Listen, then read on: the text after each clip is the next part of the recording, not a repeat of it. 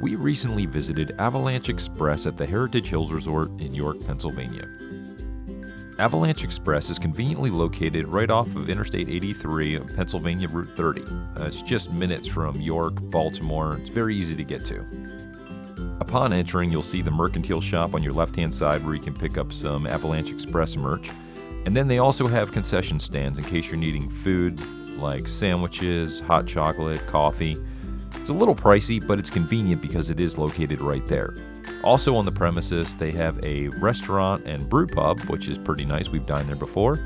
And like I said, it is convenient because it's located right at the resort within walking distance. In the summertime, this area acts as a driving range. You can kind of tell when you look at the overhang there. They have some really convenient seating. There is no heaters in the seating area, but it is a nice way to sit back and relax when you're ready for a break. In 2024, they opened the US's longest ice slide, which we'll be trying out here in just a few minutes. They also boast a very nice lift, so you don't have to walk up the hill, but you can if you need to. Depending on when you go, the lines can get quite long. If you go on a weekend, expect those lines to be approximately 30 to 45 minutes between runs. We went on a slower day, and as you can see, there's only one lift open, but that one lift was more than enough. We were able to constantly go on our slides with very little weight. Nice day for snow tubing. It's just below freezing, so we should have a good run. And yeah, it's really nice. You get lifted up the hill, which is kind of cool. You don't have to walk up the hill. You just kind of get towed, which is kind of neat.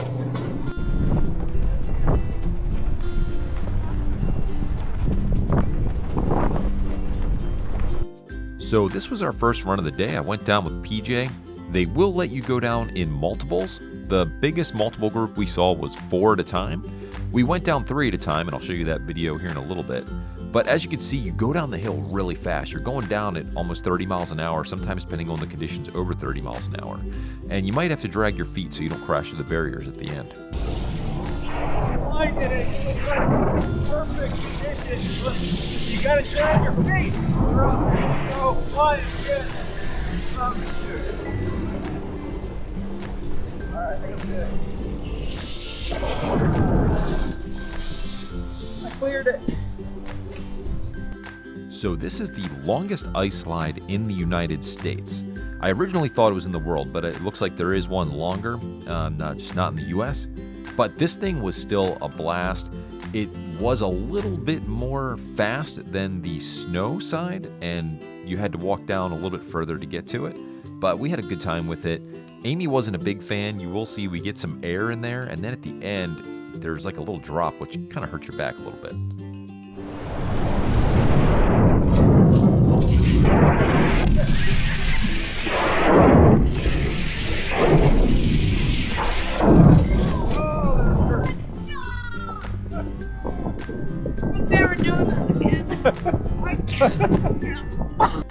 Be sure when you go out to Avalanche XPress that you dress appropriately.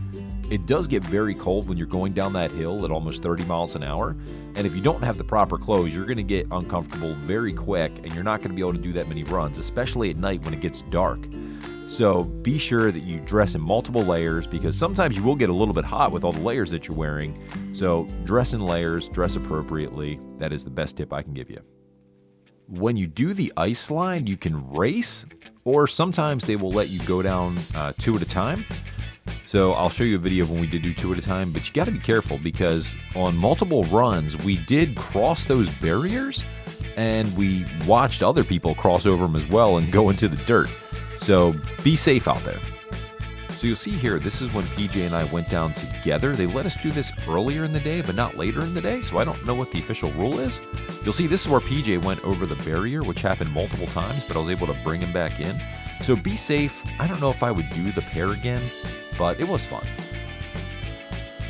We're having a good time. The conditions are like perfect today because we're going like super fast, not a lot of weight. When you get to the end, you're not crashing into stuff. You just got to drag your feet a little bit. But like I said, it's great condition for snow tubing. It's just below freezing, so it's not super cold. You know, I think it's hovering about 31 degrees right now. Beautiful sunny day. A little windy. That's a little bit making it miserable, but other than that, man, fantastic day. Be ready to constantly get up and down when you get towed to the top of the hill. That's probably the most physical thing that you're going to have to do throughout the day. But you can actually go and walk up the hill if you don't want to get towed. So here's Amy, PJ, and myself going down. This is the biggest group that we did of 3. But like I said, we did see a group of 4, but you are flying. When you are going down in a group of 3, you are absolutely moving, and it's a blast. It really is a good time, and the video doesn't really show just how fast you're going and how exhilarating it is. An all-day adult pass on the weekend is $60 and a child pass is $40, so it's definitely not cheap.